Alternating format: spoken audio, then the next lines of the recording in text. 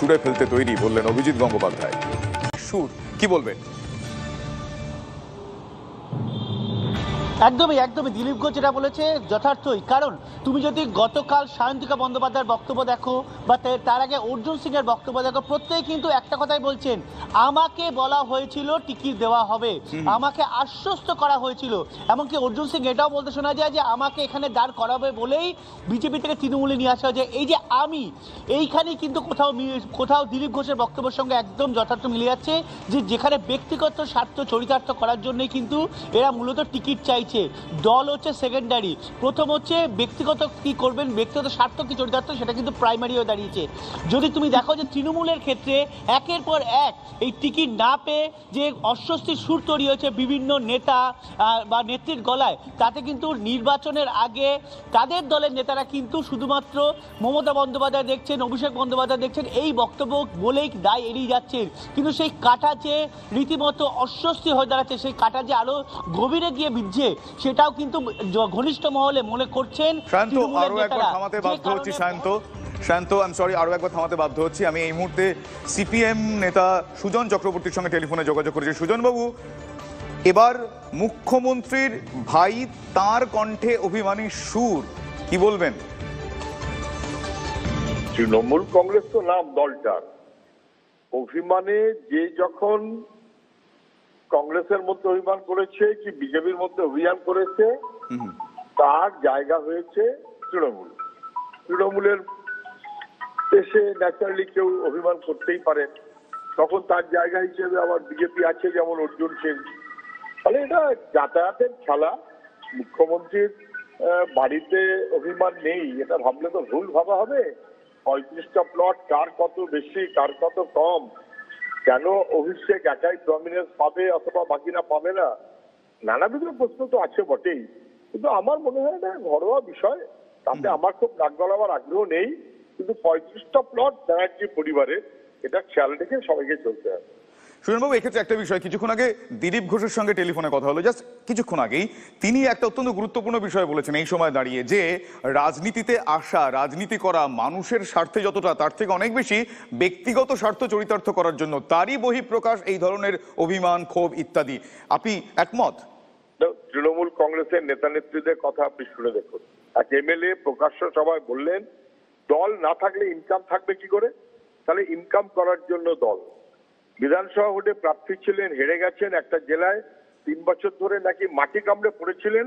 তার অভিমানের কারণ হচ্ছে তিনি এবার চান্স পেলেন না। তাহলে রাজনীতিটা হচ্ছে ইনকামের জন্য অথবা চান্সের জন্য। ধান্দা পোষালে তৃণমূল, ধান্দা না পোষালে বিজেপি। ধান্দা পোষালে বিজেপি, ধান্দা না পোষালে তৃণমূল। আরএসএস এর দু হাতে দুটো দল, একটা বিজেপি একটা তৃণমূল। ধান্দাবাজি যদি রাজনীতির মূল হয়, তাহলে রাজনীতি সম্পর্কে আমাদের সমগ্র ধারণাটাকেই বদলে দেওয়া হচ্ছে। রাজনীতি মানে একটা নোবেল কাজ, মানুষ ভরসা করত, পছন্দ করত, শ্রদ্ধা করত, সম্মান করত, যে কোনো প্রয়োজনে তার কাছে গিয়ে হাজির হতো। আর এখন রাজনীতিটা হচ্ছে গড়ে খাবার জায়গা, বেআইনি সম্পদের জায়গা, লুঠের জায়গা, মোসাহেবিগিরির জায়গা। এটা কখনো রাজনীতির উপজীব্য হতে পারে না। এটা খুব দুর্ভাগ্য। এই রাজনীতিটা পশ্চিমবাংলায় মমতা ব্যানার্জি যেভাবে নিয়ে এসেছেন, সেটা খুবই দুর্ভাগ্য। ধন্যবাদ সুজনবাবু আপনার অভিমত, আপনার প্রতিক্রিয়া জানানোর জন্য। কিন্তু আরো একবার আপনাদের শোনাই যে আমরা যাকে নিয়ে কথা বলছি, যার অভিমানী ফোন-ইন নিয়ে, অভিমানী বক্তব্য নিয়ে আমরা কথা বলছি, সেই স্বপন বন্দ্যোপাধ্যায়, মুখ্যমন্ত্রীর ভাই, তিনি এক্স্যাক্টলি কি বলেছেন টেলিফোনে আরো একবার শুনুন প্লিজ। ঘটনার পরে আমার তো একটা মনে করছিল যে ঠিক আছে কোথাও পাবো, তাতে কোনো যায় আসে না। আজ হয়নি কাল হবে, আমরা ময়দানের লোক, খেলা তো হবে। আশ্বাস দিয়েছে বহুদিন আগে, 19 সালেও আশ্বাস দিয়েছিল, 21 সালেও আশ্বাস দিয়েছিল, আর 24 সালেও আশ্বাসের জায়গা তৈরি হয়েছে। ঠিক আছে,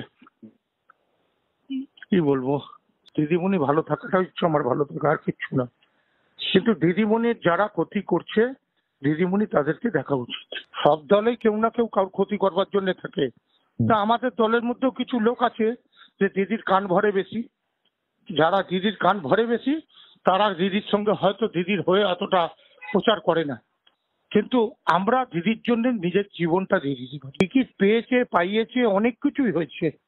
এই যে সিচুয়েশন চলছে, এই টিকিট পাওয়া নিয়ে সবচেয়ে বড় কথা হচ্ছে মমতা ব্যানার্জির নামে যদি টিকিট সবকিছু হতো আমরা সব মেনে নিতাম। মমতা ব্যানার্জির কথা লিস্ট গেছে, কিন্তু কিছু কিছু লোক যারা মমতা ব্যানার্জির কথায় হয়তো সেটা মান্যতা দিয়েছে কি দেয়নি সেটা বুঝতে পারছি না। আমার তো মনে হচ্ছে মান্যতা দেওয়ার কোনো জায়গায় কিছু একটু ঘামতি আছে।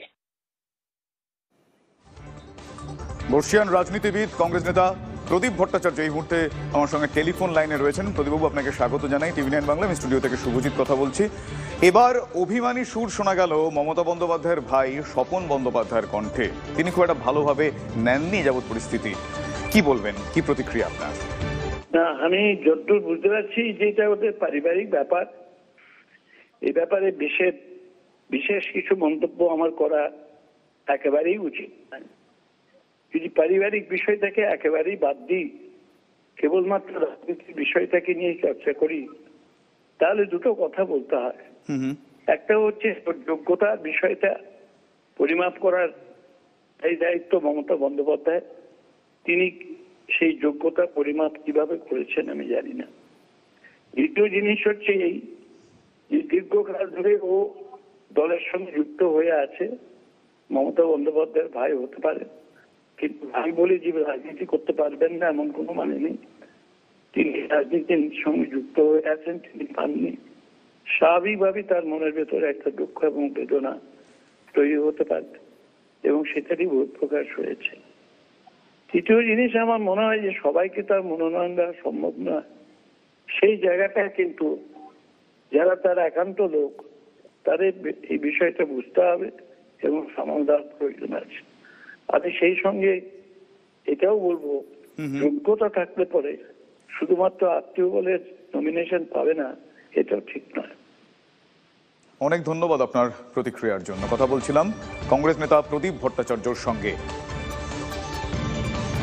মুখ্যমন্ত্রী মমতা বন্দ্যোপাধ্যায়ের ভাই স্বপন বন্দ্যোপাধ্যায় তিনি তার ক্ষোভ, এক প্রকার ক্ষোভ বলবো না, বলবো অভিমান, তিনি অভিমান উগড়ে দিয়েছেন টিকিট না পাওয়ায়। তিনি মনক্ষুণ্ণ হয়েছেন।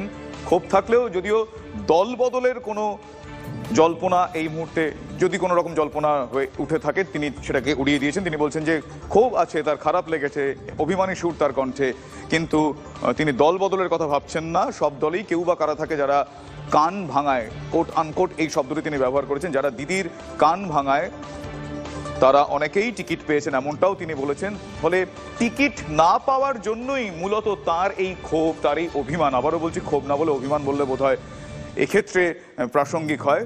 সব দলেই কেউ না কেউ ক্ষতি করার চেষ্টা করে, এমনটাও তিনি মনে করছেন। ফলে এই যে গোষ্ঠী কোন্দলের কথা আমরা বারবার বলতাম, এক্ষেত্রে কিন্তু একেবারেই পারিবারিক এই অভিমানী সুর, পরিবারের সদস্যের কাছ থেকে সরাসরি এই অভিমানী সুর আজকে আসলো এবং তিনি স্বয়ং মুখ্যমন্ত্রীর ভাই স্বপন ব্যানার্জি টিকিট না পেয়ে তিনি এক প্রকার ক্ষোভ উগড়ে দিয়েছেন।